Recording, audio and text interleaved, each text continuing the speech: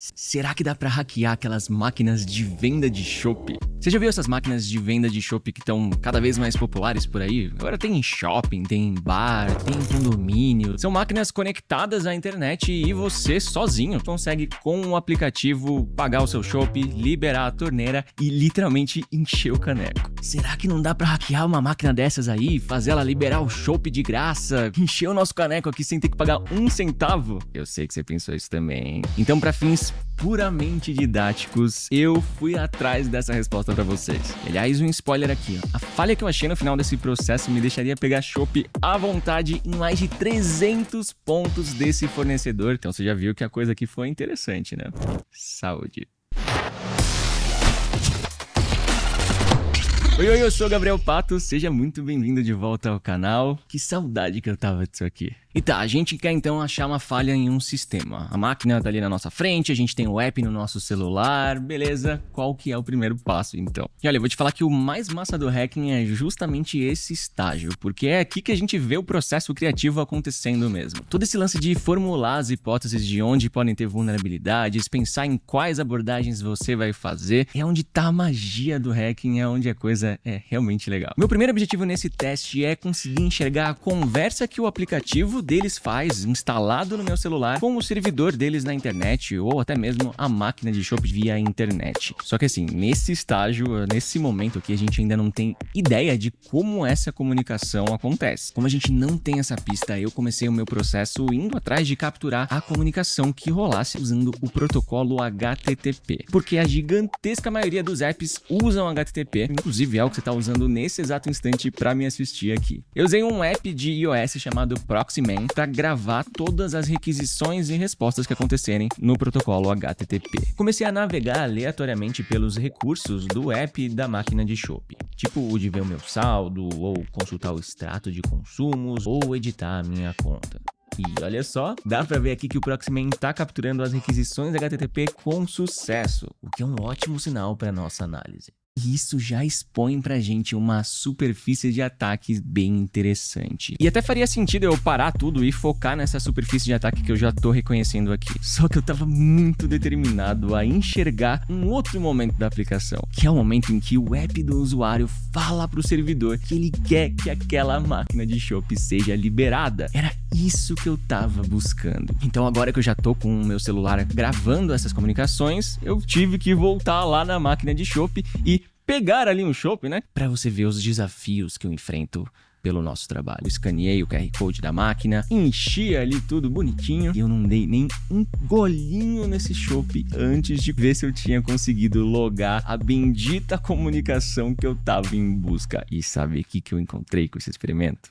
Nada. Simplesmente o Proxyman não tinha nada logado sobre esse momento da liberação. O que tá acontecendo aqui então? Como é que não tem nenhuma requisição logada sobre isso? Bom, se a gente tem certeza que a gente tá gravando tudo que for conversado no protocolo HTTP, isso só pode significar então que especificamente nesse momento ele se comunica de alguma outra forma. O que significa que a gente vai ter que cavar um pouco mais a coisa aqui. Eu comecei aqui baixando o APK, que é o pacote de aplicativo Android do app da máquina de chopp no meu computador. E em seguida eu usei uma ferramenta que faz o processo de decompilação. Ela gera um código-fonte Java que representa algo bem próximo do que o desenvolvedor original escreveu para aquele aplicativo. Para nossa sorte, não tinha nada protegendo esse app contra esse tipo de análise. Então o código que a ferramenta gerou para mim tá legível, as instruções estão claras, então isso aqui vai ser extremamente valioso na análise. Falando na organização original, navegando pelo código, essa parte aqui me chamou muito a atenção.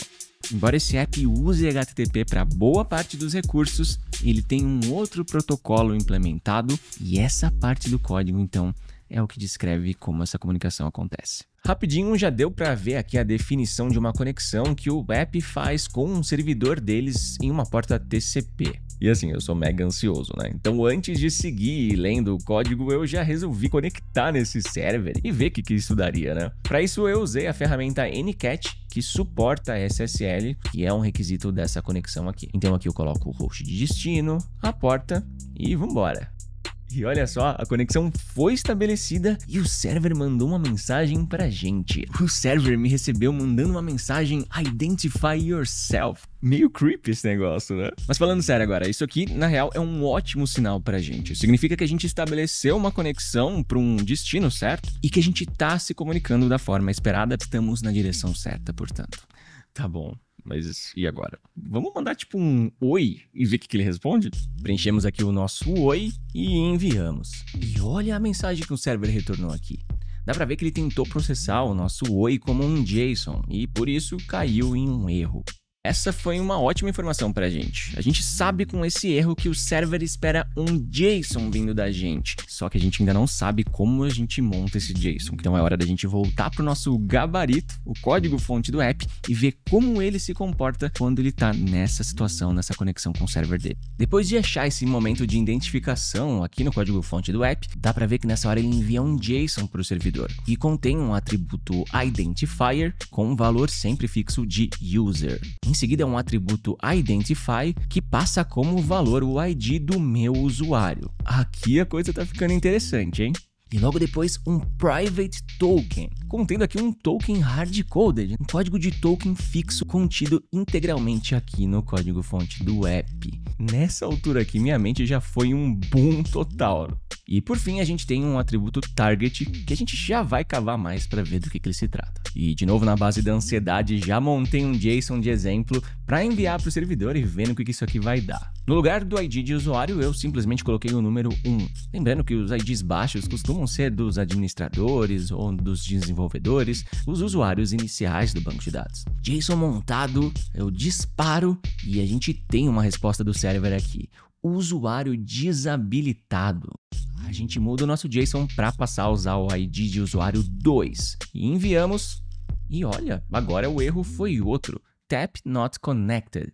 Agora é inegável que a coisa tá ficando boa aqui, hein? Já tem até um cheirinho de vulnerabilidade no ar aqui, hein? Tá, vamos lá. O termo tap significa torneira em inglês. E assim, a gente tem que pensar aqui que esse app tá se conectando em um servidor para pedir para liberar uma máquina de chopp que o usuário tá vendo ali na frente dele. Então, em algum momento, esse servidor precisa saber de qual máquina a gente tá falando sobre. Qual é a máquina que o usuário quer que seja liberada. E é justamente para isso que esse target tá aí. Tá lembrado que no processo de uso desse app, tudo começou com o usuário lendo um QR Code, né? Esse QR Code representa um MAC address, um endereço físico de cada unidade dessa máquina. Então aqui tudo que eu precisei foi pegar qualquer app de leitura de QR Code, ler o QR Code da máquina que eu estava testando e passar o valor dele como target aqui. Preencho tudo isso que a gente descobriu aqui no nosso teste e envio para o server então. Welcome! E não é que a gente tá dentro, com direito a mensagenzinha de boas-vindas e tudo, hein? A gente recebeu um evento de boas-vindas do server, o que indica que ele aceitou essa nossa identificação. Então ele tá realmente achando que a gente é um usuário de número qualquer que a gente jogou lá. E é aqui que mora a vulnerabilidade. O server não tá exigindo nada do lado do usuário para provar que ele realmente é aquela pessoa, aquele dono do perfil, do número que ele tá dizendo ser. Ele não pede senha, ele não pede token que tenha sido autenticado anteriormente. Todas as informações que ele pede aqui, a gente consegue chutar, a gente consegue fornecer para qualquer conta. Então o server tá deixando a gente se passar por qualquer outro usuário desse sistema. E daqui para frente tudo que a gente fizer de pedidos vai cair na conta de quem for o dono do perfil com o número que a gente jogar aqui. Quem será que vai pagar a rodada aí?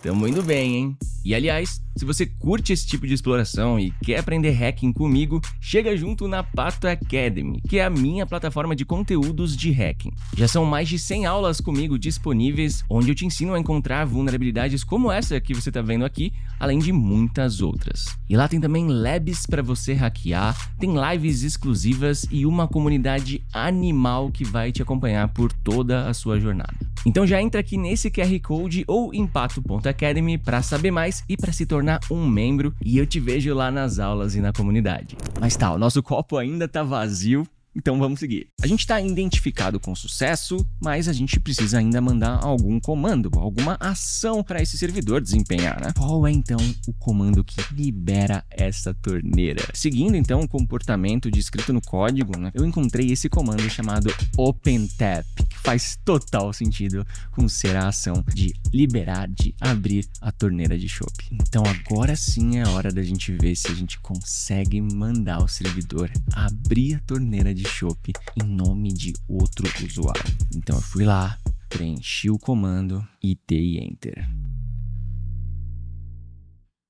Não é que deu boa? O server respondeu a gente com um indicador de que, beleza, ele aceitou e liberou a torneira da máquina que a gente está especificando. Se alguém tivesse passando na frente dessa máquina nesse momento, veria ela liberada e ele poderia puxar a torneira e preencher de chopp à vontade, que alguém pagaria essa conta que não seria a gente. E é louco que, embora a gente tenha a evidência do server aceitando o comando, a gente quer ver isso na máquina, a gente quer ver isso na nossa frente acontecendo, né? Eu fiquei muito ansioso para ir na máquina testar essa liberação e agora finalmente a gente tem tudo o que a gente precisa para isso.